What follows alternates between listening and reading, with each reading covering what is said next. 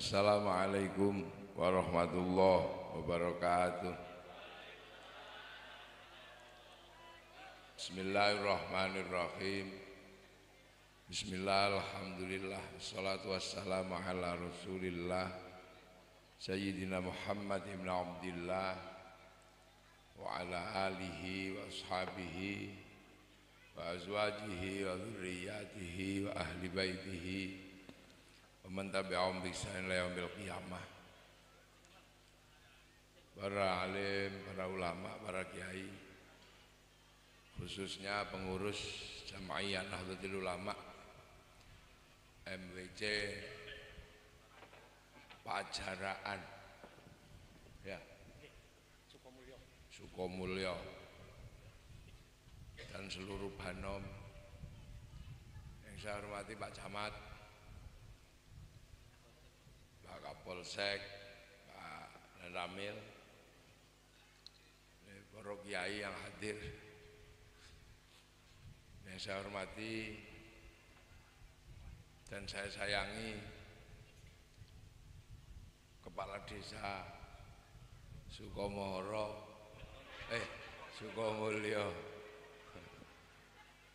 Iki sampean pindah guri kan ae iki. Mimbare sampean angkat pindah guri kan.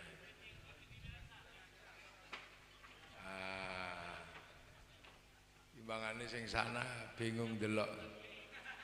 Nah,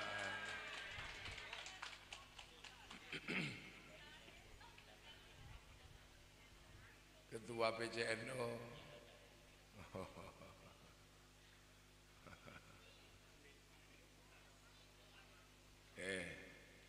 selamat datang Ketua PCNO.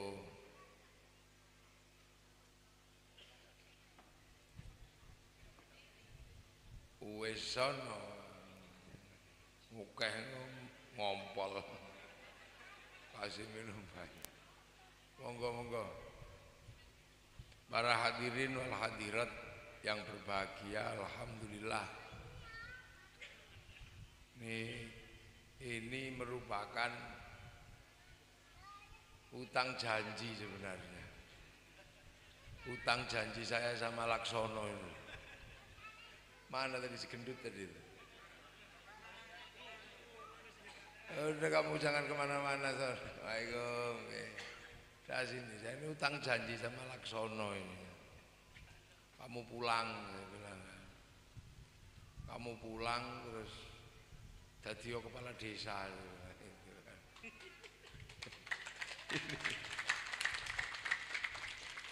Jadi Laksono ini sudah kayak anak saya sendiri waktu di Kalimantan Timur.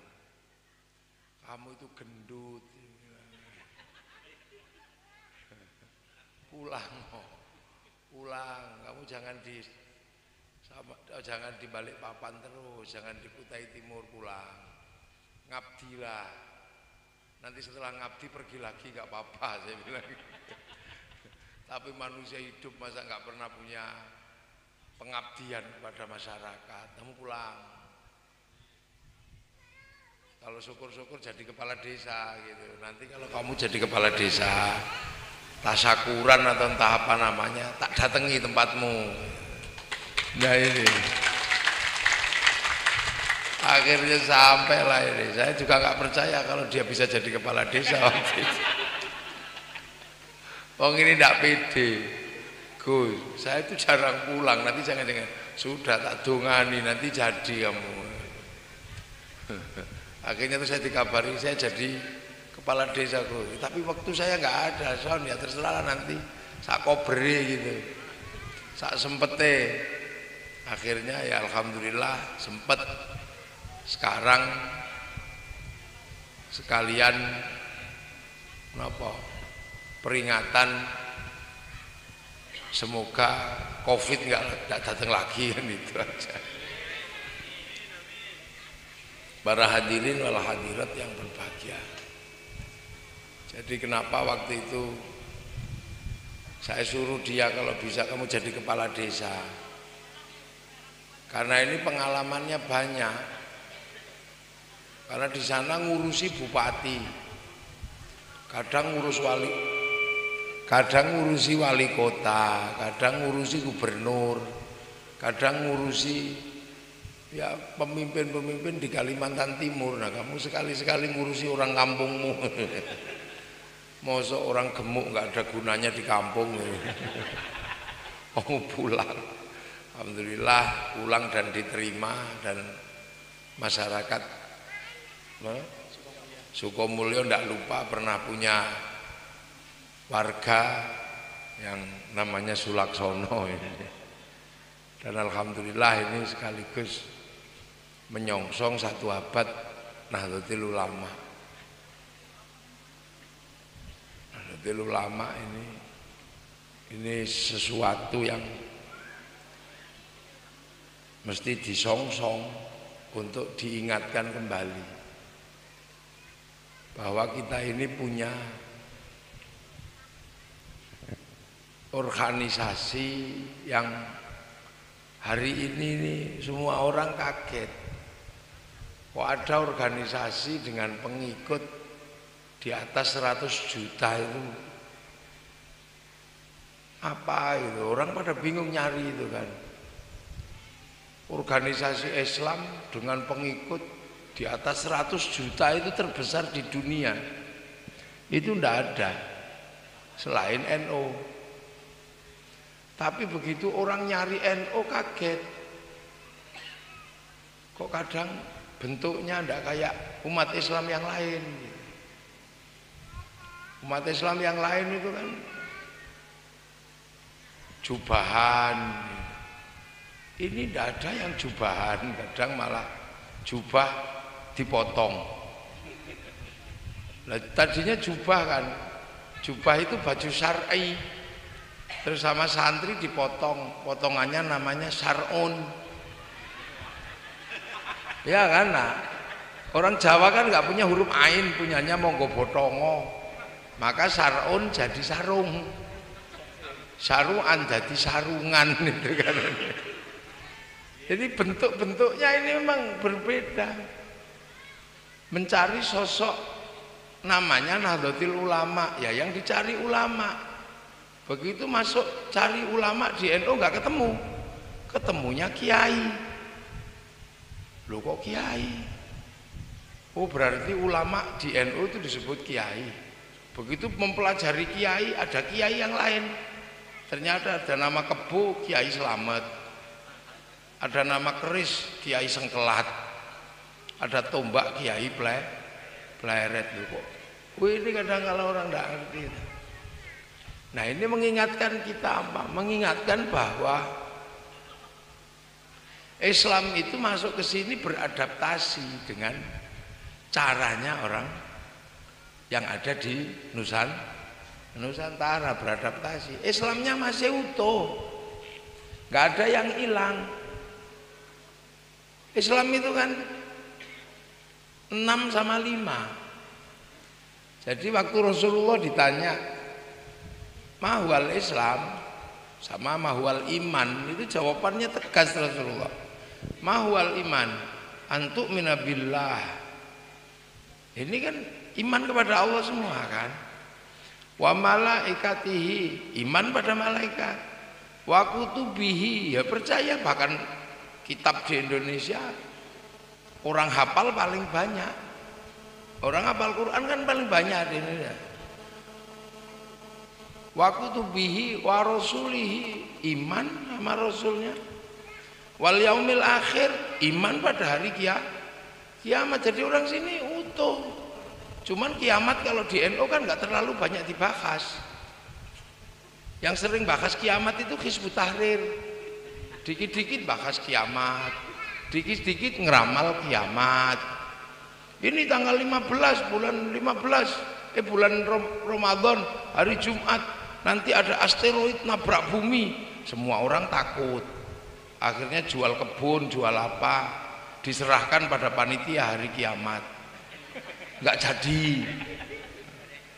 Nah itu kan, nah yang NU ini jarang bahas kiamat. Nah saya tanya kiai-kiai, kenapa sih kiai-kiai kok jarang bahas kiamat? Kata jawaban kiai ya enak. Alah wong kiamat itu bareng-bareng aja kok dibahas. Kalau datang kan belum bareng mati semua aja kok dibahas. Kecuali kalau kiamat itu sendiri-sendiri baru dibahas. Wong kiamat bareng-bareng aja kok dibahas. Jadi masih utuh. Wabil qadri khairihi wa syarrihi minallahi ta'ala. Jadi orang kita juga percaya pada takdir baik dan buruk semua dari Allah. Jadi kalau berbicara rukun iman komplit kita, nggak ada yang kurang. Yo. Jadi makanya kita ini masih utuh, bentuknya aja yang beda. Kalau di sana jenggotnya panjang, kalau di sini di NU ya terserah mau jenggotan mau enggak ya monggo. Kalau di sana ribut masalah cingkrang gitu kan, katok celana cingkrang apa panjang. Kalau di NU udah nggak ribut itu karena pakai sarung. Kalau mau cingkrang tinggal dilinting agak tinggi, kalau mau nggak cingkrang ya tinggal dilorotkan ke bawah dikit. NU sudah fleksibel. Nah, jadi makanya kalau ada yang datang terus mengatakan oh, ini Islam Nusantara ini sesat, nanti dulu wong ukurannya ada kok. Mahwal iman, iman itu ya untuk minabillah masih, wa malaikatihi masih, wa kutubihi masih, wa rasulihi masih, ini nggak ada berubah sama sekali. Wal yaumil akhir masih, wabil qadri khairi wa syarrihi minallahi ta'ala masih. Jadi kan masih orang sini kan masih punya iman persis sama yang pernah diajarkan oleh Rasulullah. Nah terus yang kedua mahwal Islam. Islam itu apa? Anta syahada an la ilaha illallah wa anna muhammadar rasulullah, bersyahadat kepada Allah dan Rasul. Masih kan semuanya syahadat kan, hanya gayanya aja beda. Ada yang saya bersaksi tidak ada Tuhan selain Allah dan Nabi Muhammad utusan Allah. Ada yang menggunakan bahasa Jawa, anak seni ingsun ing yen ora ana pangeran kang wajib disembah kelawan hak iku maujud illallah angin Gusti Allah. Itu kan masih ada. Ada yang pakai bahasa Madura, Demak son. Amun pakai Madura Demak. Betul nonton nggih. Lho niku sama. Lah niku anta syahada la ilaha wa anna wa tuqimus sholata, masih sholat semua kan di sini. Sholatnya juga masih ngadep kiblat, nggak ada terus ngadep ke tempat yang lain. Cuman hanya kadang ada yang ada diskonnya kan, cuman gitu aja. Ada yang dapat diskon setahun sekali cuman Lebaran ya kan, tapi kan masih sholat. Ada yang jalanin diskon semingguan itu Jumatan. Ada yang baru hobi maghrib toh ya kan ada. Loh, tapi kan masih sholat, doanya masih usolli fardhu zuhri, usolli fardhu asri. Jadi Islam ini masih utuh, sholat masih. Waktu dia zakah, menunaikan masih kan, bayar zakat masih lah. Cuman di sana pakai khintoh, pakai gandum, di sini kadang pakai beras, mungkin pakai hasil jual ikan. Jadi Islamnya masih komplit. Watasuma Ramadan, dan puasa di bulan Ramadan. Orang sini masih puasa. Bahkan puasanya paling rame itu di Indonesia, campur kolak, campur mercon, rame. Jadi Islam itu masih utuh, komplit di sini, nggak ada yang kurang. Cuman ada yang puasanya kayak kendang, kan? Depan tutup, belakang tutup, tengahnya bolong, tapi kan masih utuh. Loh, masih dimulai dari sebelum subuh tarhim sampai khaitil abyadi khaitil aswati masih. Jadi Islam masih utuh. Nah, terus tengah malam tambahan panci rusak diseret-seret itu, luntang-luntang sahur. Kalau wis kecapean sahur, gak sahur sak karepmu. Masih utuh. Nggih. Wa tahujjal baiti man istata'a ilaihi sabila. Jadi pergi haji ya tetap ke Baitullah sana. Dan antrian haji terbesar di dunia dari Indonesia. Lo kan masih utuh. Cuman ada yang belum, ada yang karena antriannya panjang umroh. Jadi kalau berbicara Islam di Indonesia, ini masih utuh dan masih komplit. Nah, makanya kita ini kan orang yang paling berbahagia sebenarnya. Kenapa kita mesti berbahagia? Lah kita ini kan Islam dulu itu kan di Mekah sana, bukan di pejaraan. Islam itu di Mekah, Rasulullah itu orang Arab sana. Laqad ja'akum rasulun min anfusikum. Jadi dari bangsa Arab.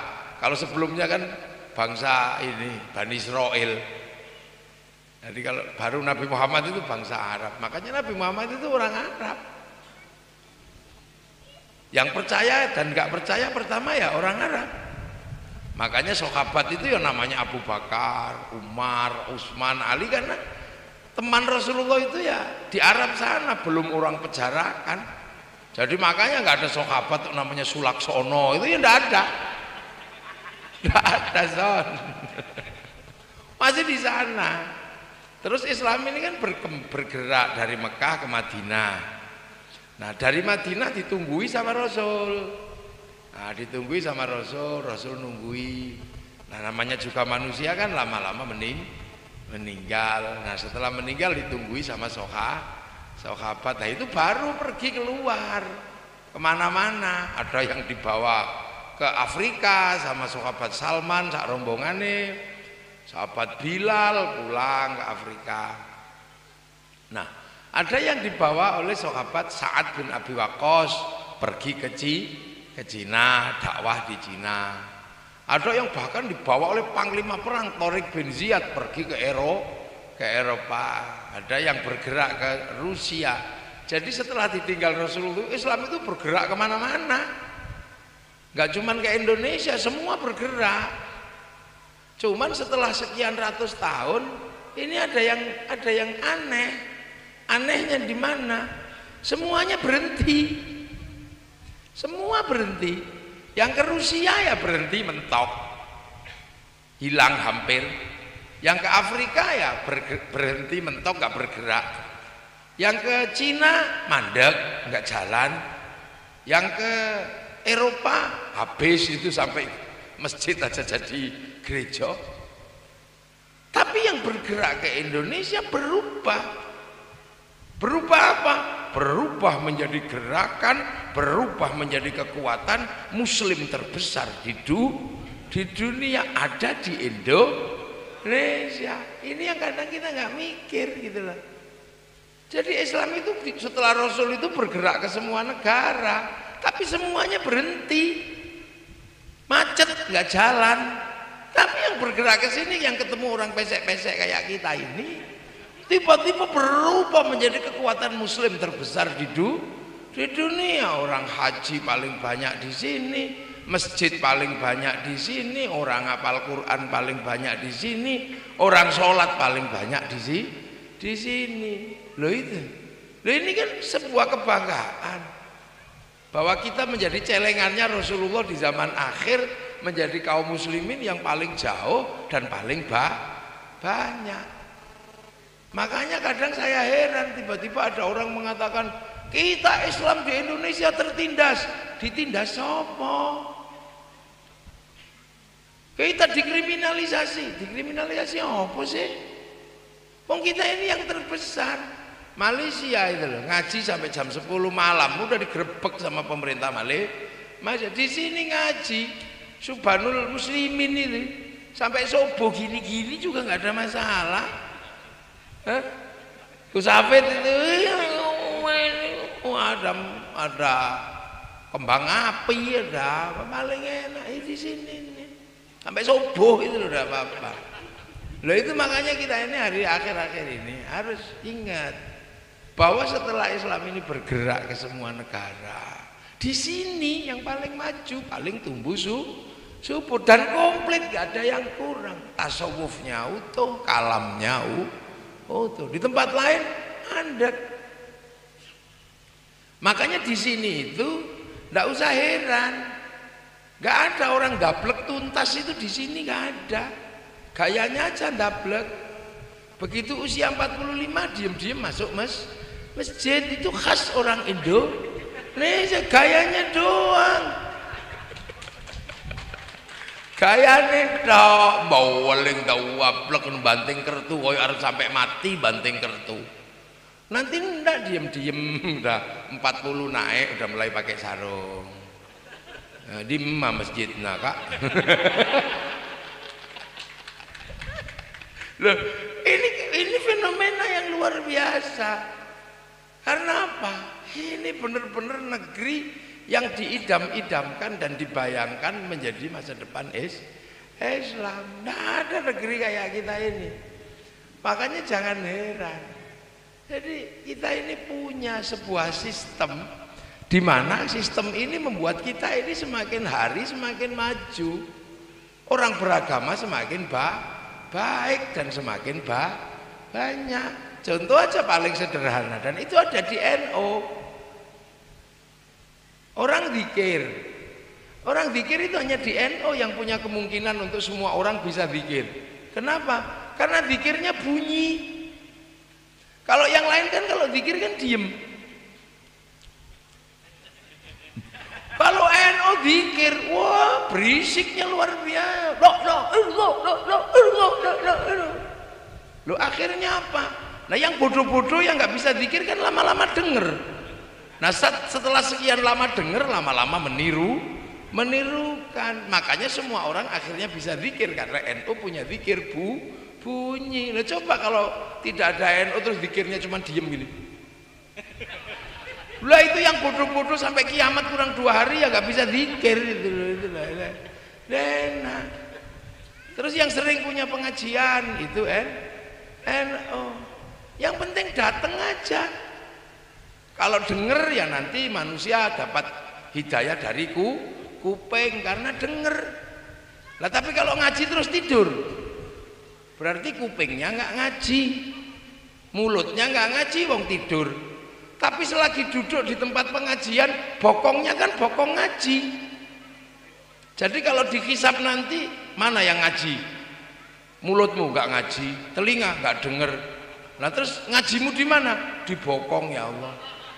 Ya sudah bokongmu dihitung. Begitu dihitung, iya bokongnya bokong ngaji. Ya udah masuk surga bokongmu. Hah? Bokong roh, ya Allah. Lalu bokongnya barokah.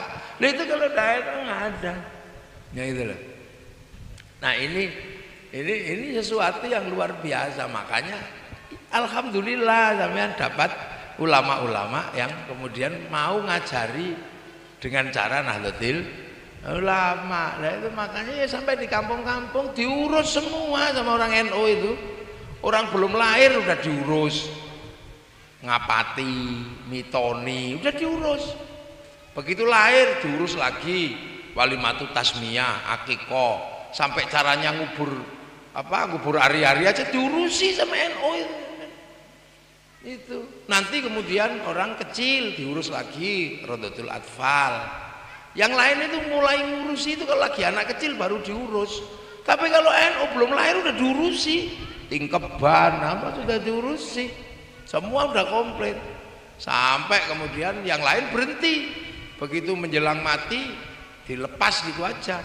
Kalau NU ndak diurusi, sing bodoh-bodoh diajak zikir, la ilaha illallah, la ilaha illallah. Mau mati dibacain ya Yasin. Begitu dikubur diajari jawab soalnya malaikat dan gitu. Yang lain ditanya, itu nyampe apa enggak? Ya enggak tahu juga. Wong yang ditanya itu enggak pernah pulang. Nah terus gimana itu untuk tahu nyampe apa enggak? Ya kalau kamu pengen tahu ya mati yo gitu. Nanti kamu kan ditanya, nah, paling gitu. Nanti ditemani lagi selama 1 minggu sampai 40 hari sampai setahun sampai khol. Terus meskipun nggak kenal masih dapat bagian wa ila jami'il muslimina wal muslimat wal mu'minina wal mu'minat al ahya'i minhum wal amwat. Bueno itu kalau ngurus manusia komplit. Itu masuk rumah sakit, ya di NU bikin rumah sakit. Yang nggak bisa bayar rumah sakit disuwuk, ya NU.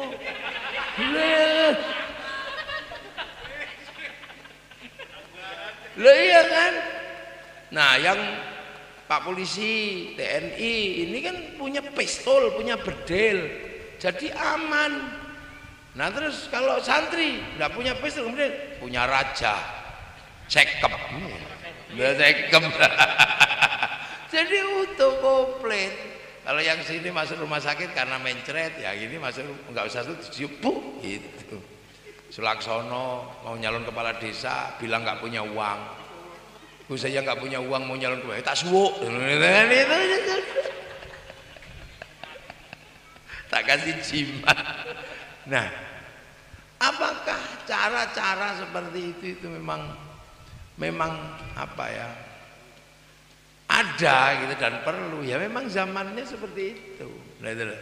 Nah sekarang kita urut, makanya kenapa kita ini punya Islam yang indah dan paling riang gembira. Sudahlah, NU itu Islamnya riang gembira, nggak ada Islam seriang gembira NU itu nggak ada.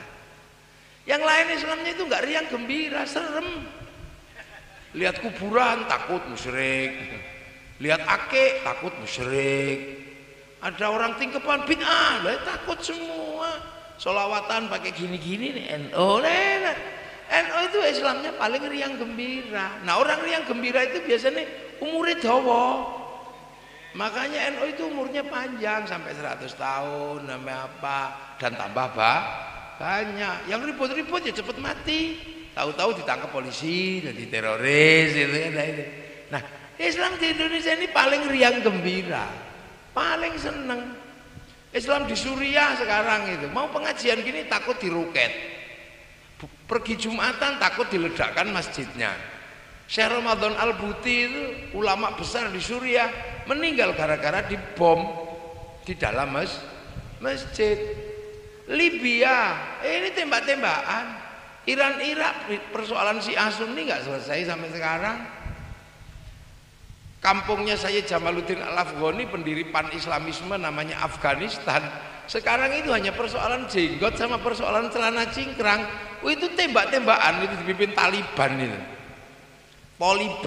Taliban itu ya mungkin dalam bahasa sini santri lah, tapi dalam bahasa sana Taliban. Karena ribut aja akhirnya disingkat Taliban, tali dari ban itu akhirnya. Berarti Islam paling asik, paling riang gembira itu di Indonesia. Kita kegembiraan kita itu luar biasa. Habis lebaran kita gembira ria, namanya halal halal. Sudah kalau halal halal dari RT sampai Jakarta semua halal halal. Pengajian, selawatan, pisang laku, apa aja laku, anggur laku. Itu yang suka jual ikan laku, pokoknya makan semua riang gembira. Itu belum selesai, orang pamitan haji, walimatus safar, wah ada air zam-zam laku, apa itu sajadah laku, kresek laku semua terjaga. Nah, itu belum selesai, nanti sudah namanya apa walimatul arus, kawinan, wah rame gedang payu, apa besek payu, apa aja laku, tukang son laku, tempat duduk raja laku semua, tukang paes laku. Itu belum selesai, udah riang gembira lagi menyambut Muharram, maju di mana-mana. Aduh, urung selesai wis mulutan, saparan sesuk mulutan ngene. Islam riang gembira ngono rejepan, habis rejepan ruwahan, habis ruwahan posonan. Ada paling asik. Kiainya aja kadang sampai capek ngladeni. Ini kalau bukan kamu nggak nyampe sini ya.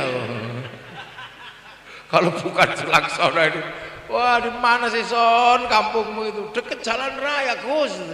Iya Indonesia itu jalan raya tok, deketnya di mana?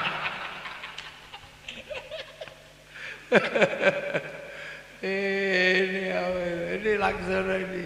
Nah ini paling riang gembira. Nah di tempat lain nggak seriang kita, bahkan mandek gitu. Lah itu kenapa kan itu? Nah ya sudah, yang lain nggak usah kita bahas gitu lah. Yang kita bahas itu yang jalur ke sini ini lah, yang jalur ke sini ini yang asik. Jadi Islam yang bergerak ke Indonesia itu memang Islam khusus. Atau bisa disebut Islam dalam. Jadi ada kan santri dalam itu, Islam dalam yang bergerak ke sini itu. Jadi Islam itu keluar kemana-mana dibawa sama siapa-siapa. Nah ada Islam itu yang kemudian dibawa oleh Sayyidina Ali. Sayyidina Ali ini kebetulan sepupu sekaligus mantu Rasulullah. Nah dibawa ke Basrah gitu, di Basrah. Nah, coba tengok-tengok jadi gubernur. Nah sampai di sana tiba-tiba terjadi prahara politik gitu kan. Akhirnya Sayyidina Ali pulang di beat menjadi khalifah keempat. Nah khalifah keempat, nah anak-anaknya masih di Basrah, bergerak ke sana, terus masuk ke daerah Parsi sekitar Iran Irak situ, Parsi. Nah Parsi itu kekuatan paling keras menentang Islam. Orangnya pinter-pinter, pasukannya kuatnya luar biasa, anti Islam. Iso kalah. Kalah karena apa? Karena akhlaknya Sayyidina Husain itu orangnya baik, pinter, ganteng, namanya cucu Rasul ya. Akhirnya Raja Parsi namanya Rustum. Kalau orang Probolinggo biasanya punya Rustam. Rustum itu Raja Parsi. Tertarik sama Sayyidina Husain, diambil menantu lah, itulah awalnya diambil menantu. Nah ketika diambil menantu, orang Parsi ini kan sebelumnya menyembah api. Api itu ditaruh di bangunan tinggi namanya Manaro. Begitu masuk Islam apinya dibuang lah. Manaro ini taruh depan masjid. Akhirnya masjidnya orang Persia punya Manaro, ornamennya bagus. Oh ternyata masjid itu kalau dikasih Manaro bagus. Nah, Persia nyumbang Manaro. Akhirnya masjid-masjid yang lain nyuntuh bikin Manaro. Lah Manaro itulah yang akhirnya sampai sini namanya menara atau menoro lah itu. Nah di situ tiba-tiba kemudian konflik politik berlanjut. Sayyidina Husain dibunuh sama pasukannya Yazid bin Muawiyah. Nah peristiwa itu terjadi di bulan Asyura. Nah itu lah. Makanya Indonesia itu dengan namanya bulan Asyura itu penuh peringatan. Satu, menyebut bulan Asyura dengan disebut bulan Suro. Nah bulan Suro ini di sini karena itu bulan duka terbunuhnya Sayyidina Husain, maka orang Jawa itu tidak menikahkan anak di bulan Suro. Karena apa? Itu bulan duka, cucu Rasul meninggal. Nah makanya orang yang tidak paham terus memfitnah itu gara-gara Nyi Roro Kidul mantu. Nah ini ngawur ini sudah fitnah dari ahlul fitnah wal jamaah ini. itu karena nggak ngerti. Makanya kalau bulan Suro biasanya karena waktu itu cucu-cucu Rasul itu meninggal, maka kemudian melakukan santunan anak yatim di bulan Asyura. Itu sebenarnya itu. Dan itu di sini ada. Nah setelah itu selamat. Jadi di sini masih ada monumennya ada. Itu menandakan bahwa yang datang ke sini adalah keluarga dari Bani Hasan, Bani Husain. Artinya apa? Ahlul Bait. Gitu loh. Jadi itu begini. Di tempat lain nggak ketemu cara-cara seperti itu. Oh berarti yang datang ke sana-sana mungkin dari jalur santri yang lain. Nah setelah itu Sayyidina Husain meninggal, selamat satu anaknya namanya Sayyid Ali Zainal Abidin. Nah ini selamat. Tapi karena situasi politik tambah buruk, menjauh. Keluar punya anak namanya Sayyid Bakir. Sayyid Muhammad Bakir ini kemudian menjauh keluar, punya anak namanya Sayyid Ja'far Shadiq. Nah itu situasinya tambah serem. Bunuh-bunuhan sampai saya Ja'far Shadiq, ya Allah saya ingin keluar dari jazirah ini, situasinya semakin buruk. Maka kemudian lahirlah sholawat asghil, Allahumma sholli ala sayyidina Muhammad wa asghilil zalimin bil zalimin wa akhrijna min bainihim salimin wa ala alihi wa sahbihi ajma'in. Nah, masih ada itu di sini sholawat. Artinya ya memang dari jalur itu. Nah, Said Ali Zainal Sayyid Ja'far Shadiq punya anak namanya Said Ali Uraidi tambah jauh. Punya anak namanya Said Muhammad tambah jauh. Punya anak namanya Said Aisyah tambah jauh. Punya anak Said Ahmad tambah jauh keluar dari sana. Dikenal dengan nama Ahmad Al-Muhajir. Nah, Said Ahmad Al-Muhajir punya anak Said Ubaidillah tambah jauh. Nah, punya anak lagi namanya Sayyid Alwi. Alwi bin Ubaidillah bin Ahmad Al-Muhajir inilah yang melahirkan generasi Alawiyin, Asegaf, Al-Attos, ya, Al yang lain itu dari sini. Nah, Sayyid Alwi punya anak Sayyid Muhammad. Sayyid Muhammad diteruskan putranya Sayyid Alwi lagi. Punya anak namanya Sayyid Ali Khalid Qasam. Punya anak Sayyid Ahmad Sohib Mirbat. Punya anak Said Alawi Amil Faqih, lah tambah jauh. Said Alawi Amil Faqih punya keturunan namanya Sayyid Abdul Malik sampai Mongolia, sudah sampai Mongol. Nah, di Mongolia kemudian punya anak namanya Sayyid Ahmad Jalaluddin, bergerak sampai Campa sini, Kamboja, diambil menantu sama Raja Campa. Punya anak Sayyid Muhammad sampai Samudra Pasai, maka berdirilah kerajaan Samudra Pasai dengan Raja Malikus Soleh Malikud Zohir. Nah, punya anak Sayyid Jamaluddin Al-Husaini Al-Kabir masuk ke tanah Jawa. Lidah Wonocoroko menyebut Syekh Jumadil Kubro. Oh itu loh. Nah, itu akhirnya Islam mulai datang walaupun 1, 2 masuk. Nah, punya anak namanya Sayyid Ibrahim dan Sayyid Ishaq. Yang Ibrahim pindah ke Palang Tuban sana, yang Ishaq pindah ke Banyuwangi, diambil menantu Menak Sembuyu, dapat putrinya namanya Dewi Sekar Dadu. Akhirnya lahir Raden Ainul Yakin, Sunan Giri makamnya Gresik. Nah, yang Ibrahim di Tuban punya anak namanya Raden Rohmat Sunan Ampel. Nah, baru ketemu wong Jawa. Lho, wong Jawa ini cilik-cilik tapi pinter loh, ini yang kadang orang nggak paham. Makanya Islam di Indonesia itu hebat, karena Islam yang hebat ketemu orang hebat. Jangan dikira Islam masuk ke tanah Jawa ini ketemu dengan orang Baula itu enggak, bukan ketemu orang jahiliyah, ketemu dengan bangsa besar. Bangsa Nusantara tahun 300 sudah bisa mendirikan kerajaan Kutai Kartanegara. Tahun 400 berdiri kerajaan Tarumanegara di Jawa Barat. Tahun 600 berdiri kerajaan Mataram di Jawa Tengah. Tahun 700-800 mendirikan bangunan besar namanya Borobudur. Jadi bangsa kita ini bukan bangsa ecek-ecek. Makanya ketika bangsa yang lain punya sesuatu, kita juga punya. Semua punya, apa yang nggak punya? Bahasa kita punya. Bahkan bahasa kita, bahasa yang paling rumit sak donya iki basa Jawa ini. Karena ada pangkatnya. Itu makan aja ada pangkatnya, mangan. Pangkat naik dahar. Ini ku nedo. Nah, pangkat ke bawah badok. Apa? Nyiket. Nyedet ya. Lu kan ada pangkat ini bahasa contoh. Bahasa kita ini komplit.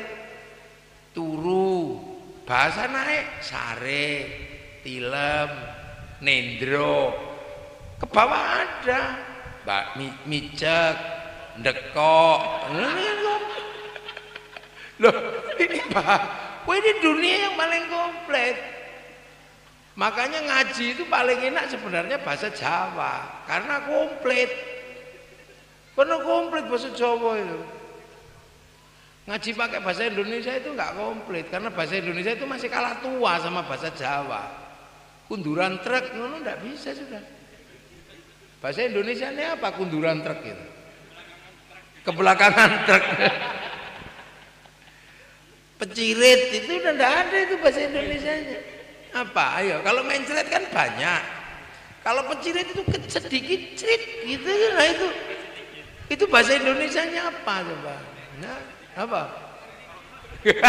Beol itu banyak, itu ngeseng, ceret. Loh itu. Nah kita ini komplit, makanya bahasa komplit, apa komplit. Orang Arab itu cuman bilang rus, orang Inggris rice, orang Jawa ya banyak. Kalau masih kecil wine, kalau udah gede padi, pari, ya kalau udah dipanen gabah, kalau sudah dimasak sego, kalau banyak kalau satu upo, nah, komplit. Kalau dibuntel janur upat, kalau dibuntel daun pisang lontong. Ya kalau pantatnya gosong intip, mendingan ya komplit itu.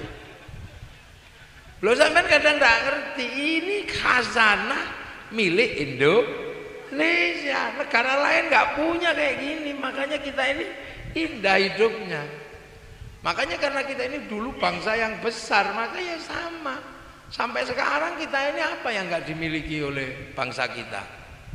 Orang Eropa produksi handphone, kita nggak perlu produksi, tuku, beli kita gampang. Orang sana bikin TV, kita beli.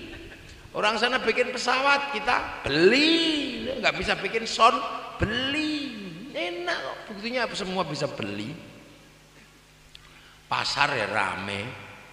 Loh, makanya kisah-kisah besar kita semuanya punya.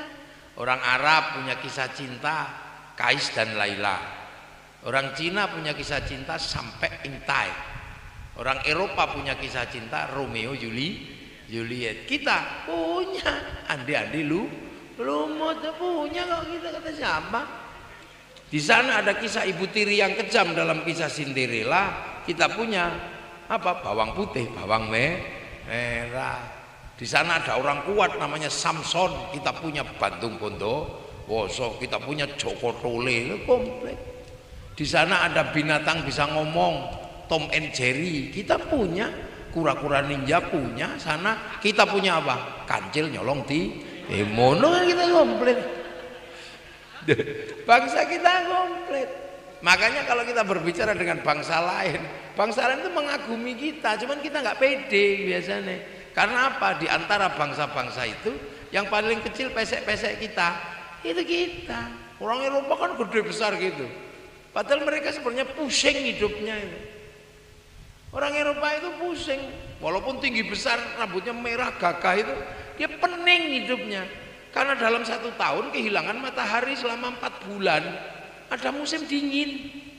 Orang Eropa itu kalau udah kena musim dingin, stres itu, nggak punya pemanas mati dia. Kalau nggak punya pemanas mati, makanya mereka cari minyak, cari apa batu bara untuk apa? Memanaskan listrik. Makanya teknologinya AC. Kita nyaman tanpa AC, teknologinya cukup sarung. Kalau kepanasan kebut-kebut sarung, kalau kademen kemulan sarung, nek adus anduk sarung lo paling enak. Lengke kosokan watu. Nah itu orang Eropa itu kalau musim dingin nggak punya daun, seluruh daun rontok di musim gugur. Itu rontok. Kita setiap tahun ada daun apa saja. Makanya bulan Desember teman-teman Nasrani itu kalau hari raya Natal pakai daun cemara, karena hanya daun cemara itu aja yang nggak rontok, yang lain rontok. Makanya kalau Natal itu asli Indonesia, iso godhong klengkeng, iso godhong lombok itu bisa. Makanya nggak usah emosi kalau di depan masjidnya ditanami cemara. Jangan tanam cemara di depan masjid kami, itu pohon Kristen, nggak usah begitu. Semenjak kapan pohon punya agama? Enggak. Orang Eropa itu kalau musim dingin nggak punya ikannya mengering karena apa? Airnya jadi es. Makanya kalau musim panas mengawetkan ikan namanya sarden agar kalau musim dingin bisa makan. Nah di sini ngapain ikut-ikutan makan sarden? Wong setiap hari cari ikan juga ada, nggak ketemu ikan kodok-kodok juga ada. Orang paling enak hidup di Indonesia itu, makanya orang Indonesia itu nggak gampang stres. Iya, orang Eropa sampai ngepel sampai apa karena stres. Sini kalau stres cukup udut dong. Rokokan udah beres itu orang sini. Iya. Loh enak orang. Kita kadang nggak pernah dijelaskan. Kita ini orang Indonesia paling enak. Orang Eropa kalau musim dingin nggak makan daging mati, kurang kalori. Maka daging diawetkan, susu dikeraskan jadi keju, susu dibusukkan jadi yogurt. Karena kalau nggak pakai itu kurang kalori. Lah kita seumur-umur makan kobis aja hidup gitu. Saking enaknya. Orang Arab panasnya luar biasa. Makanya dibikin ganteng sama Allah. Karena jarang air. Biar kalau nggak mandi tetap aja ganteng. Wong memang. Nah kalau dibikin pesek-pesek kayak gini nggak mandi, tambah jelek. Orang Cina kenapa tembem-tembem sipit-sipit gitu. Orang Cina itu paling pusing dunia hari ini. Dalam pandangan kita orang paling kaya sekarang itu Cina. Tapi Cina itu paling stres hari ini. Kenapa? Uang punya, sumber makanan menipis. Gandum dalam satu hari mereka harus menyiapkan 1 juta ton. Karena penduduknya sekarang 2 miliar. Makanya orang Cina itu bergerak kemana-mana itu cari kehidupan. Karena penduduknya udah nggak bisa ditahan. 2 miliar orang setengah kilonan berarti 1 juta ton. Di Ukraina tersedia 150 juta. Itu hanya cukup untuk setengah tahun. Nah, makanya mereka kalau gandum dibikin mie panjang-panjang, makannya disupit biar awet. Coba kalau makannya dicabuk kayak gitu, wah cepet habis. Makanya mereka ini apa? Ayam itu dipres. Ayam dipres dari 5 bulan menjadi 1 bulan dimakan. Makanya mereka lebih suka makan babi daripada kambing. Karena kambing ini nggak cukup, pentilnya 2 anaknya 1. Nah babi pentilnya 16 anaknya 20 kan ya cepet awet banyak. Nah ini bangsa-bangsa Afrika, bangsanya yang sulit orang Afrika hitam-hitam itu. Makanya dibikin hitam sama Allah karena dititipi singa di Afrika. Biar kalau dikejar singa tengkurap aja udah nggak kelihatan.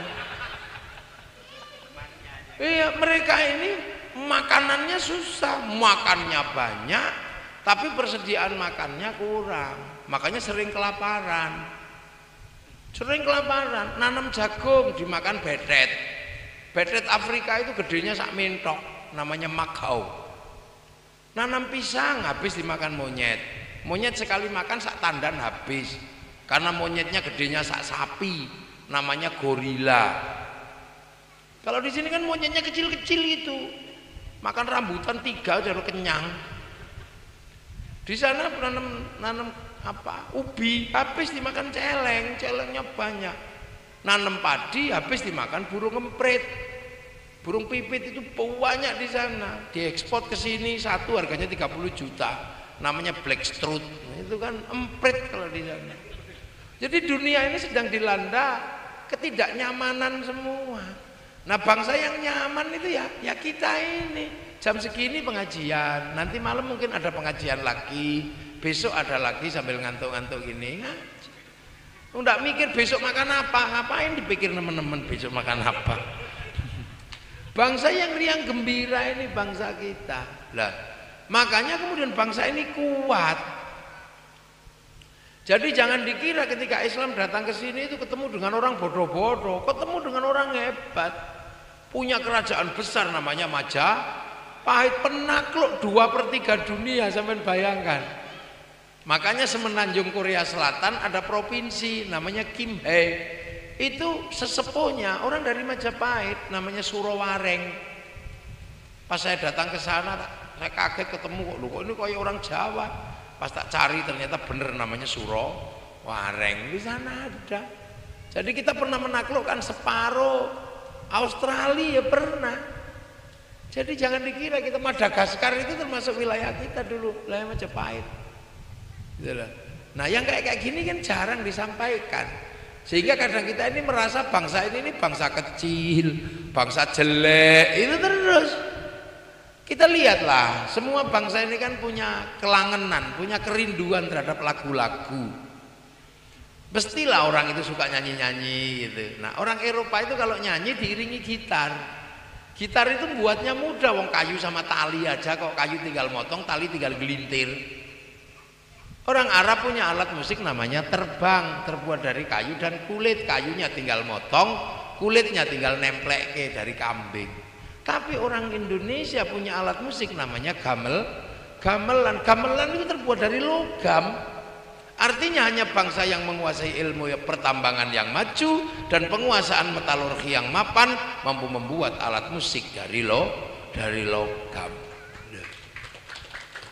Jadi kita ini punya kekuatan besar. Dan kalau kita berbicara tentang bangsa penakluk, Cina disebut penakluk, Eropa pernah menaklukkan, tapi harus ingat, dunia pernah ditaklukkan oleh satu bangsa, Arab ditaklukkan oleh satu bangsa, Eropa ditaklukkan satu bangsa, Cina ditaklukkan satu bangsa. Bangsa apa itu? Bangsa Mongol. Mongolia ini seluruh dunia ditaklukkan. Tiba-tiba akhirnya setelah semua dunia ditaklukkan, Mongolia ngirim utusan ke Nusantara, ketemu Raja Kertanegara, namanya Menci utusannya. Sama Kertanegara, langsung dipotong aja kupingnya, pulang kamu. Bayangkan, negara multinasional penakluk, tiba-tiba sama raja di Nusantara, Raja Singosari, cuma dipotong aja kupingnya, pulang. Wih, itu betapa beraninya. Akhirnya pasukan Mongolia dikirim ribuan kapal menyerang bangsa Nusantara. Apa bangsa Nusantara takut? Enggak. Panglima perang besar namanya Arya Wiraraja waktu itu bergerak menyongsong ke depan. Iya, sekitaran Lumajang ini Arya Wiraraja, Lumajang Probolinggo. Makanya kenapa Madakaripura itu ya di Probolinggo sini, karena dulu kekuatan besar di sini. Itu. Jadi Patih Gajah Mada itu. Nah itu bergerak ke sana, dilawan kok. Pakai ekspedisi Pamalayu. Begitu pasukan sini bergerak ke sana, pasukan Mongolia yang ditakuti seluruh dunia habis diajar sama pasukan Singasari. Lu kurang bangsa apa? Kurang kuat. Satu-satunya bangsa yang bisa menaklukkan Mongolia adalah bangsa Nusantara. Kecil-kecil gini ning akale oke. Karena antara kepala dan perut itu gak jauh. Akalnya banyak. Nah makanya ketika Raden Rohmat apa Sunan ini datang, ini bangsa ini sudah nggak perlu lagi diajak ngomong yang kecil-kecil. Makanya Islam ini nggak ada pelajaran ngomong kecil-kecil gitu, nggak ada dulu. Bagaimana terus tiba-tiba apa masih urusan bid'ah, udah yang kecil-kecil udah diselesaikan oleh bangsa ini, akhlaknya udah diselesaikan bangsa sini. Udah nggak perlu lagi diajari akhlak sopan santun, sudah di sana masih diajari manggil Nabi Muhammad itu tidak boleh orang sana. Maka la taj'alu du'a ar-rasuli bainakum ka du'a ba'dikum ba'da, itu ada. Dan di sini manggil orang udah bagus, tukang patri aja dipanggil Cak, panggil Mas, bakso aja Mas. Di sini udah bagus. Itulah, makanya jarang juga. Loh, makanya para wali itu juga jarang yang menjelaskan tentang surga, itu jarang. Maka pengislaman di Indonesia cerita tentang surga hampir nggak ketemu. Bahwa nanti kamu kalau ikut Islam masuk surga, karena surga itu air mengalir. Di sini pusat air, jadi nggak perlu diceritani air lagi. Kamu kalau masuk Islam nanti dapat buah-buahan di surga. Di sini pusat buah-buahan. Dari durian sampai ke semek sampai cipluan ada di sini, sampai duwet itu ada, jadi komplit. Dan di sini nggak ada lagi kamu kalau ikut Islam nanti di surga dapat banyak wanita. Orang sini nggak terlalu suka terlalu banyak wanita, karena di sini punya satu aja pusing udah kepala. Kenapa? Karena wanita di sini kuat, beda dengan wanita di Arab. Kalau wanita di Arab itu nggak kuat, karena hampir semua pekerjaan dilakukan laki. Makanya perempuan itu nurut sama laki-laki. Nah kalau di sini hampir semua pekerjaan itu dikerjakan wanita kok. Sing lanang meng rokok hampir wanita. Makanya wanita di sini itu galak-galak, kuat-kuat. Karena tanpa laki-laki bisa hidup perempuan di sini itu. Yang nggak bisa hanya punya anak, lah itu nggak bisa itu. Harus ono lanangan nih kalau pengen punya anak. Itu. Makanya orang sini tidak terlalu tertarik dengan cerita tentang wanita yang banyak. Nanti itu ya sudah, itu biar aja nanti di sana. Nah gitu. Makanya nggak ada cerita-cerita itu. Nah, dan yang penting, yang kadang kita juga harus sadar bahwa memang yang bisa menghadapi orang hebat namanya orang Jawa itu ya hanya para wali. Karena di Hindu itu yang boleh ngomong agama itu kasta Brahmana.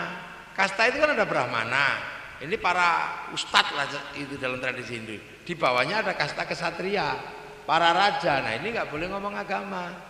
Nah di bawahnya para pegawai, wisya, nggak boleh ngomong agama. Di bawahnya ada sudra, petani, pedagang. Sekaya apapun, kalau petani pedagang itu sudra, nggak boleh ngomong agama. Makanya kalau ada cerita Islam disebarkan oleh saudagar itu bohong. Saudagar itu sudra, jadi nggak mungkin ngomong agama. Yang benar tetap NU, Islam disebarkan para wali, udahlah. Karena wali ini yang kelasnya Brahmana. Cuman kan kadang sekarang wali-wali ini gimana, mana ini buktinya pergerakannya ini. Lu wali kok takoni tulisannya apa, ya nggak ada. Wali kok nulis. Wali itu kalau pengen sesuatu langsung download. Itu bedanya. Lu wali itu kalau pengen sesuatu download, browsing. Kemana? Ya ke harddisknya Allah di langit sana, yang namanya Lauhil Mahfuz. Itu kan pusat data itu. Makanya para wali itu bisa browsing. Caranya browsing, qalu rabbunallah tsumma istaqamu tatanazzalu alaihimul malaikah alla takhafu wala tahzanu. Makanya terus gini 3 tahun, ya Allah, ya Allah, ya Allah, ya Allah, ya Allah, ya Allah, browsing, download. Makanya wali itu karena download 3 tahun. Syekh Abdul Qadir aja download itu 25 tahun. Dibimbing Syekh Sirri As-Sakoti. Sunan Kalijaga download 3 tahun dibimbing Sunan Bonang. Oh ya Allah, Allah, Allah, Allah. Download kok gimana? Iya, makanya paketannya besar wali itu. Karena download kita, diajak download 1 jam aja udah mati listriknya. Ya Allah, ya Allah, ya Allah, ya Allah. Ya Allah, ya Allah, ya Allah. Leyeng, ngene ya Allah, ya Allah. Alah suwene. Ya habis kita nggak punya paketan.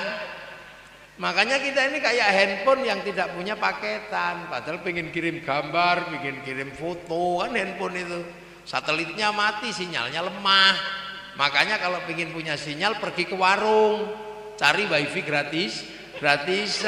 Nah itu .co.id. Nah kalau kita sama, mau kirim doa, mau kirim Fatihah, kirim Al-Quran, kirim apa, kalau nggak punya wifi ya cari wifi gratisan. Wifi-nya siapa? Wifi-nya Nabi sama wifi-nya wali. Kalau di sana .co.id, di sini ila ruhi ila hadrati, namanya tawassul. Makanya kemudian setelah pakai Nabi kita kirim wa ila jami'il muslimin wal mu'minat al-fatihah, semua dapat share it. Nah ada orang tidak percaya, mosok doa kok dibagi? Tidak ada itu doa kok bisa dibagi-bagi. Ya sampean, jangankan doa, sepak bola bisa dibagi. Liverpool main sepak bola, 1 orang datang ke sana nyuting, di syuting ini. Sama yang nyuting dinaikkan ke satelit, oleh satelit dibagi ke seluruh dunia, namanya siaran langsung. Bagiannya sama, jamnya sama. Makanya kalau ada orang tidak percaya doa bisa dibagi, orang itu pasti nggak punya TV.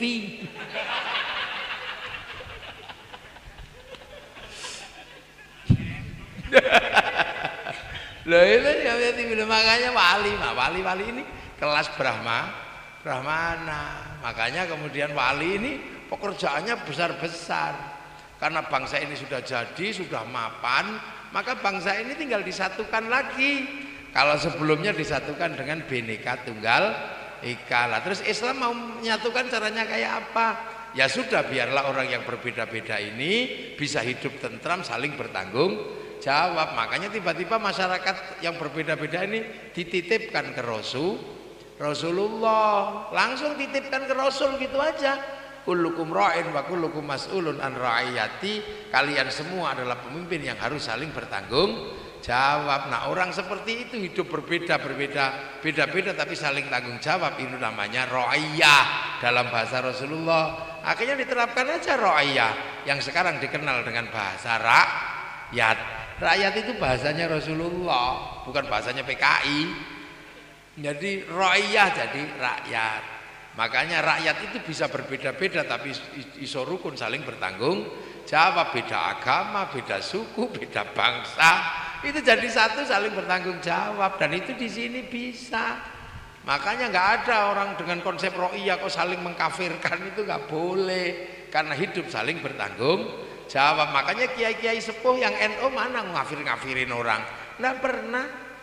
Karena apa? Rakyat itu hidup berbeda-beda dalam konsep Rasul tapi saling bertanggung jawab. Bayar pajaknya sama, kiai nggak bawa helm ya undang-undangnya sama, pendeta nggak bawa helm ya undang-undangnya sama, ya sama, itu rakyat. Makanya orang yang berbeda-beda hidup saling tanggung jawab ini kalau ngumpul namanya musyarakah, yang akhirnya dikenal dengan bahasa masyarakat. Nah, kalau masyarakat atau musyarakah ini berbeda paham, ya sudah, wasyawirhum fil amri, salinglah bermusyawarah. Ini bahasa Quran semua. Makanya kalau mimpin di antara orang berbeda-beda ini, pimpinlah dengan hikmah. Maka kerakyatan yang dipimpin oleh hikmah. Hikmah itu apa? Luasnya hati untuk menerima semua perbedaan, kembalikan pada Allah. Ud'u ila sabili rabbika bil hikmah. Itu karena para wali. Nah inilah akhirnya para wali ini ngumpulin ra'iyah, musyarakah, daerahnya disebut wilayah karena ini daerahnya para wali. Al-wali punya wilayah itulah yang akhirnya menjadi NKRI, Negara Kesatuan Republik Indonesia. Nah inilah jawaban. Itu kan satu-satunya bangsa muslim dunia yang sanggup mengambil kalimat ra'iyah untuk menyebut warga bangsanya hanya muslim Indonesia. Makanya begitu berubah jadi NKRI, satu-satunya bangsa di dunia yang bisa melakukan itu hanya bangsa Indonesia. Arab satu bangsa pecah jadi puluhan negara, Eropa satu bangsa bisa pecah jadi puluhan negara, tapi Nusantara puluhan bangsa, suku dan agama bisa bersatu dalam satu negara kesatuan Republik Indonesia. Iki bangsamu. Makanya santri nggak pernah mundur, penerus para wali terhadap tanggung jawab NKRI butuh lurah, ya Lakson harus pulang jadi lurah. Nanti kalau NKRI butuh TNI Polri, ya anak-anak cucu kita daftarkan di TNI Polri. NKRI butuh lembaga majelis permusyawaratan rakyat, ya harus siap menjadi wakil rakyat. NKRI butuh bupati, ya harus siap jadi bupati. Karena negeri ini negeri syar'i. Makanya santri nggak pernah mundur. Ada sistem politik maju, ada perang ya maju.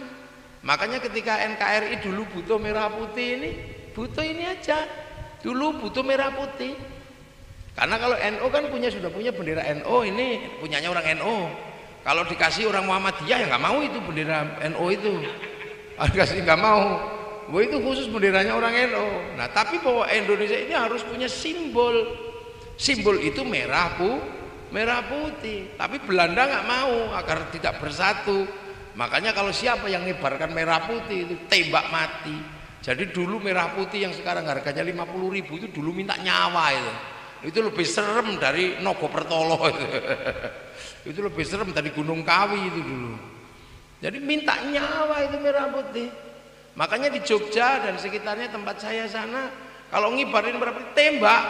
Akhirnya merah putih dikibarkan di dalam rumah. Belanda curiga, rumah aja kok dikasih merah putih. Ndak, tenang aja. Besok tiang rumah dikasih pisang. Masih curiga tiang pisang dikasih tebu. Masih curiga dikasih padi. Masih curiga dikasih dikasih kelapa. Belanda masih curiga, sesuk bawa tumpeng sama ingkung ayam. Oh, cuman mau makan aja ribet orang Jogja Jawa ini. Tapi Belanda nggak tahu, nasi habis, ayam habis, padi rontok, kelapa rontok, pisang rontok, tebu mengering, yang tersisa tinggal merah putih di dada kami orang Indonesia. Loh, itu cara kita dulu, makanya terus punya merah putih. Tapi wong Surabaya ora kok kayak nakal. Begitu butuh merah putih, ono merah putih biru, birunya disuwek gitu aja sama orang Surabaya. Wajar wong Surabaya wis gak kok kayak lambe suwek, menek ojong, menek. Ayo, menek, manjat. Sobek. Belanda marahnya luar biasa. Surabaya dibombardir sama Belanda bersama sekutu. Ocar kacir Surabaya pun dilawan. Sampai akhirnya ndak bisa. Demi bangsa dan negara dan punya harga diri merah putih, Kiai Hasyim Asy'ari menyerukan seruan perang dikenal dengan resolusi jihad tanggal 22 Oktober. Akhirnya meledak 10 November. Akhirnya yang 10 November hari pahlawan, yang 22 Oktober hari santri. Nah, itu jujur ratusan ribu nyawa. Sekarang ini nggak minta nyawa, cuman minta gini aja. Gitu aja alasannya banyak. Suruh ngibarkan bendera protes, alah ribut aja. Wong itu sudah nggak minta nyawa, cuman minta dikibarkan terus dihormat gini tok. Ada yang bilang musyrik, ada yang bilang bid'ah, ada yang bilang menyembah bendera. Itu pasti waktu zaman perang nenek moyangnya itu mata-matanya Belanda itu. Nek orang mungkin Bantar Dadu. Loh ya kan ini dulu minta begitu. Kita ini punya bangsa. Loh makanya dua hal besar kita miliki. Gitu loh. Bahwa kita ini punya bangsa yang berbeda-beda tapi bisa salam satu negara. Loh ini makanya ini mari kita jaga. Mari kita rawat gitu loh. Cara ngerawatnya seperti apa? Ya kayak gini nih, kalau mau jadi lurah, di lurah yang baik. Itu. Jangan pelihara kucing terus. Terus ini saya ini dari kemarin itu saya mikir, ini nggak punya istri. Carikanlah di sini. Pun enten calonnya. Calonnya ini Samarinda. Ini Nabi. Oh, tadi ono lurah ora ono bulurah. Hah? Udah mason. Kalak bini son. Lah iya. Loh ini kan nanti indah. Hidup itu kalau gak ada perempuan gak indah son. Loh iya. Iya, karena negara kita ini butuh perempuan-perempuan hebat. Karena tiang negara itu adalah perempuan. Almar'atu imadul bilad, idza saluhat saluhal bilad, wa idza fasadat fasadal bilad. Kenapa perempuan begitu hebat di dalam sejarah pergerakan manusia? Ya karena semua laki-laki pasti lahir dari perempuan. Gak ada orang hebat lahir dari batu, pasti dari perempuan. Makanya perempuan itu kan untuk nanem. Dalam bahasa Al-Quran kan nisa hukum harsul lakum, perempuanmu itu sawahmu. Jadi ini sawahnya semua. Kamu punya benih nggak punya sawah. Iya ya, namanya sawah. Lah iya kan, sawah ini untuk nanam semua. Saya tawari yang model apa aja saya nggak mau ini masih. Saya khawatir. Nanti malam tak suwuk. Loh, makanya ini sawah. Nah, kadang laki-laki itu lupa menumbuhkan semua generasi tergantung baik buruknya sawah. Maka baik buruknya perempuan itulah yang menyebabkan baik buruknya generasi. Makanya laki-laki semua harus ingat sawahnya diopeni yang bagus. Jangan suruh tumbuh aja nggak pernah diopeni. Makanya sawah itu kalau sudah mulai banyak sampah, banyak rumput, dibersihkan. Makanya perempuan itu kalau sudah mulai banyak jerawat, banyak apa, kasih skincare. Itu masukin salon biar bersih lagi. Tumbas sabin malih. Sing siji itu resik tuku maneh. Ya wis asal aja digadekno ya. Loh, ibu-ibu ini sawah semua. Sawah itu kalau sudah mulai tumbuh rumput apa ya dibersihkan. Kasih skincare, masukin salon, biar senang, baju yang bagus, gelang yang bagus gitu. Kalau sudah mulai keringetan itu belikan AC. Kalau sudah ke pasar mulai bedaknya luntur belikan mobil gitu. Kalau tangannya sudah mulai kasar belikan mesin cuci gitu. Laki-laki kan gagah ya. Loh, tuku sawah mana? Sawah ini tidak boleh kering, harus selalu basah, selalu banyak rumput, selalu banyak pupuk. Tidak boleh sawah kok kering nggak ada pupuknya. Maka perempuan harus selalu pegang uang. Iya, nah tugas laki-laki nyarikan uang buat perempuan. Itu tugasnya lanang. Sawah itu kalau lagi ditanami nggak boleh dibakar, nanti tanamannya mati. Makanya perempuan itu nggak boleh dibakar hatinya, jangan sering dipanasi. Aku tuku sawah maneh ngono ya ndak boleh. Gitu. Lah ini kita ini alhamdulillah, makanya kita ini bersyukur gitu loh. Para wali ini menggerakkan sampai akhirnya jadi semua. Nah, wali-wali ini punya penerus. Sunan Ampel punya penerus namanya Sunan Bonang, Sunan Derajat, Sunan yang lain. Sunan Ampel punya murid, punya putra namanya Raden Maktum Sunan Bonang, diteruskan Sunan Kalijaga. Sunan Kalijaga perjuangan yang diteruskan Sunan Geseng, Mbah Cokrojoyo, teruskan Mbah Abdul Halim Benowo, diteruskan sama Mbah Abdurrahman Lasem, teruskan sama Mbah Jabar Tuban, diteruskan sama Mbah Sufyan Tuban, punya murid namanya Mbah Abdul Halim di Boyolali, punya murid Mbah Abdul Wahid. Mbah Abdul Wahid punya putra Mbah Asy'ari, punya putra Kiai Hashim Asy'ari, pendiri Jamaiyah Nahdlatul Ulama. Lah itu artinya apa? Itu namanya ahli sunnah wal jamaah. Loh, itu jadi aman melu NU itu udah aman sudah. Tarweh aja 20. Ada yang 8. Bener mana? Ya semuanya bener. Yang penting mau tarweh. Tapi kalau 20 lebih aman. Besok kalau di akhirat yang bener 8 kan kita masih punya sisa 12. Nah kalau besok yang bener itu yang 20, yang kurang 12 cari di mana? Nah, ya.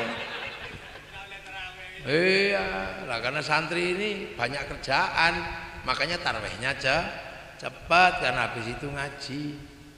Bismillahirrahmanirrahim. Alhamdulillahirabbil alamin arrahmanir rahim maliki yaumiddin iyyaka na'budu wa iyyaka nasta'in ihdinas siratal mustaqim siratal ladzina an'amta 'alaihim ghairil maghdubi 'alaihim waladdallin.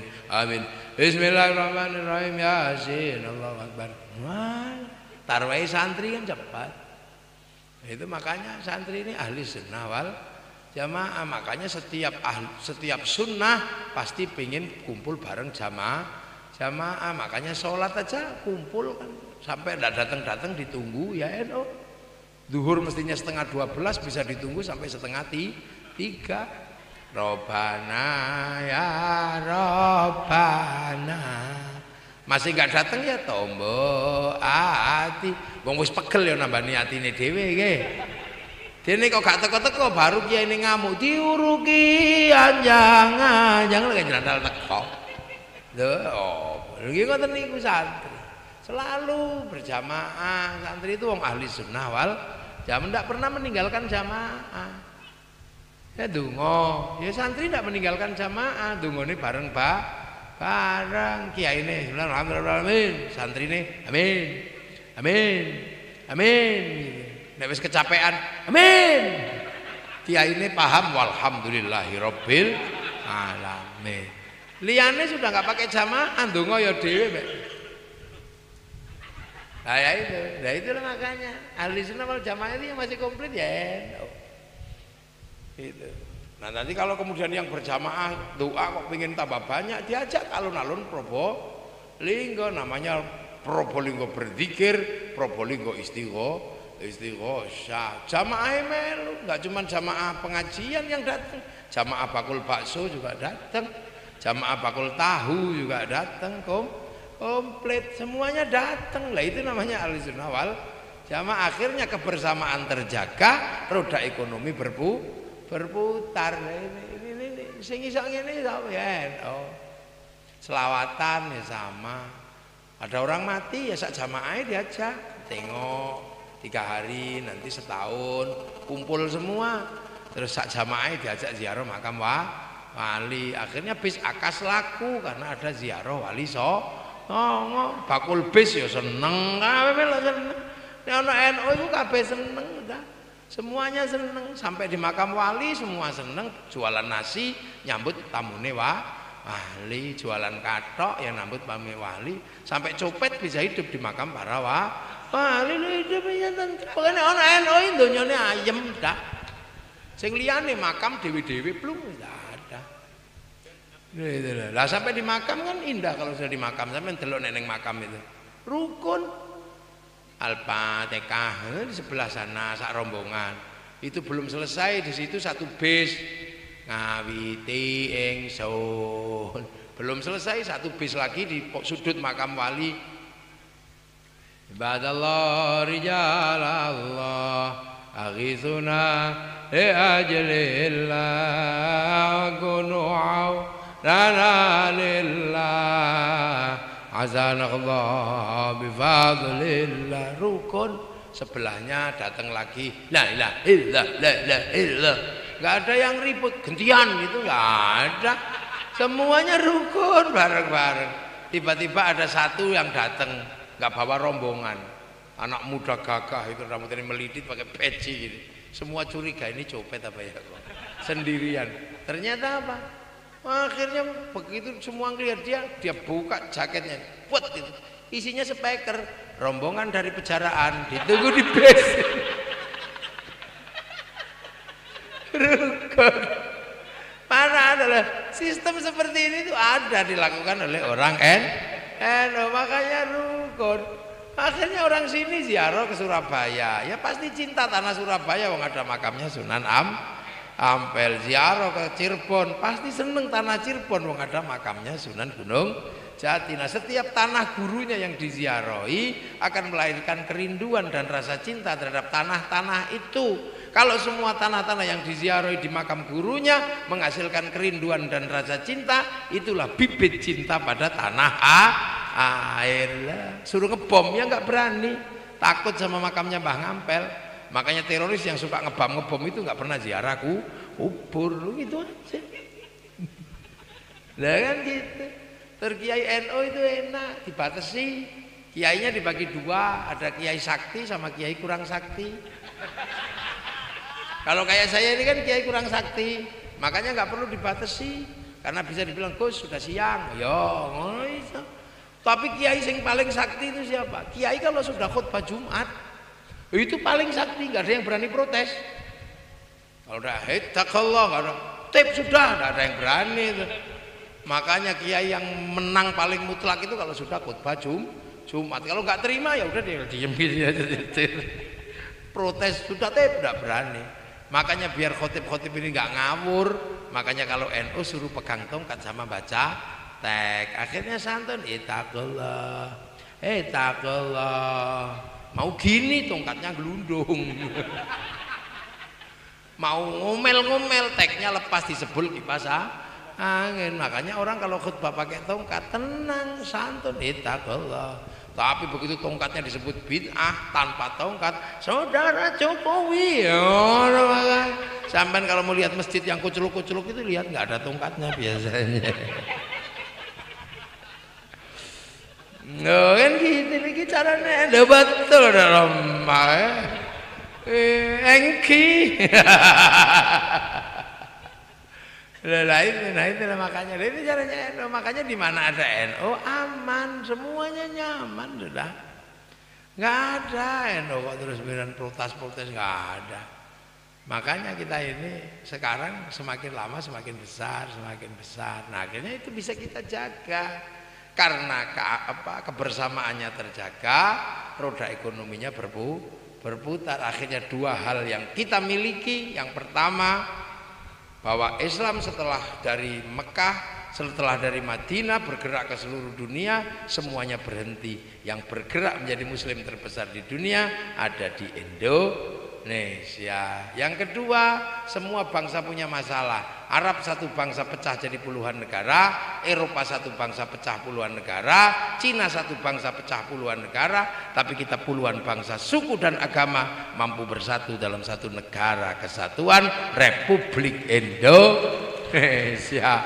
Ini syukuran, disyukuri. Ana sing dadi DPR, ana sing dadi lurah, tapi gak dibojo.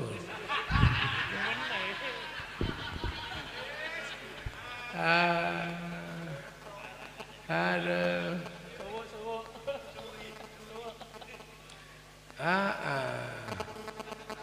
Iya, makanya kalau luka jangan terlalu dalam.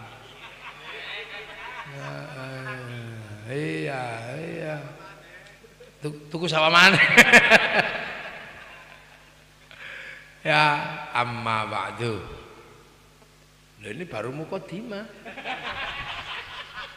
Loh, tadi kula wau pun nama ba'du dereng. Lho lagi kiai niku nek ngaji mukadimah rampung kan amma ba'du. Lah kula wau dereng amma ba'du. Berarti dereng rampung mukadimah ya. Ini lagi pembukaan, ini lagi amma ba'du. Tenang mawon ta. Ini lagi amma ba'du, lagi mukadimah itu. Ya, nah wali-wali dulu itu juga sama. Terhadap para pemimpin itu kalau misalnya keliru nggak usah didemo, cukup dinyanyikan gundul-gundul pacul, gundul-gundul pacul cul gembelengan, nyunggi-nyunggi wakul-kul gembelengan, wakul gelimpang sekali tadi sak latar gitu. Gundul itu kan sirah, kepala ini gundul gitu. Nah gundul ini punya barang papat, meripat, irung, lambe, kuping. Meripat untuk melihat penderitaan rakyat, telinga untuk mendengar keluh kesah rakyat, hidung untuk mencium bau rakyat, mulut untuk berbicara yang baik kepada rakyat. Nah tapi kalau barang papat itu pacul, gundule pacul, barang papate ucul, mripate wis ra weruh rakyat, kuping ra krungu rakyat, irung ra kambus rakyat, lambe kok ra iso nuturi rakyat, gundule gembelengan. Nyunggi amanah kok gembelengan, wakule glimpang, segone kleleran. Son. Rabi son. Ya tak pikir saya kesini itu sudah ada bulurah. Belum.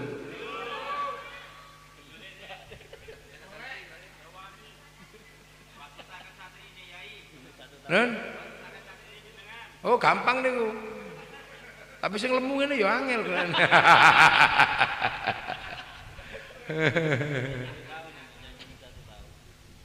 Oh, janjinya setahun punya?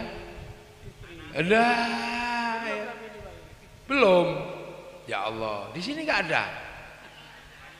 Banyaklah banyak ya, son.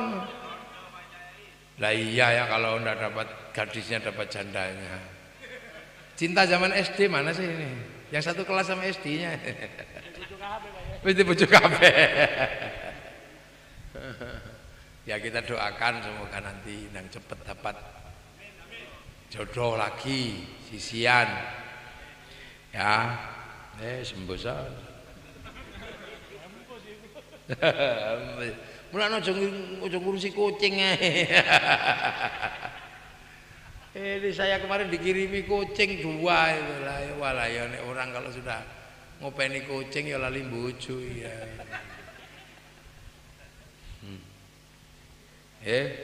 Ya nanti kapan-kapan kita lanjutkan lagi. Pokoknya saya sudah utang saya sama Laksono udah tak tunaikan wis tekan kene saya. Mbok kapan teko meneh. Ya.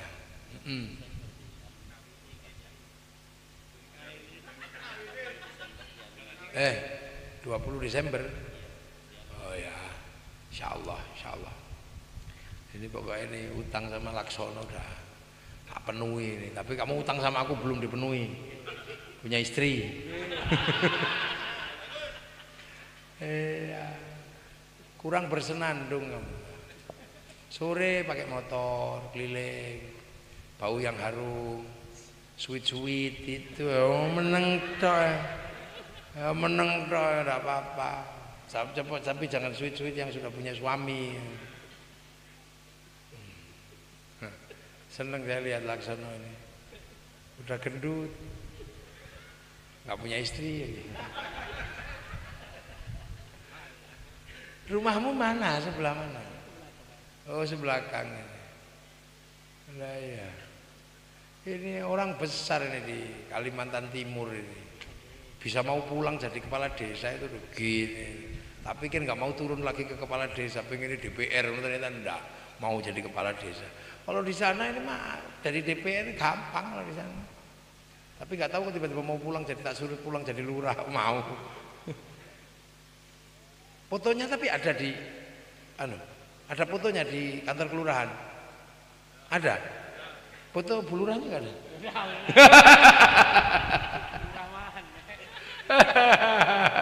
Bulurah mana ya semua semoga ada manfaat, ada barokah.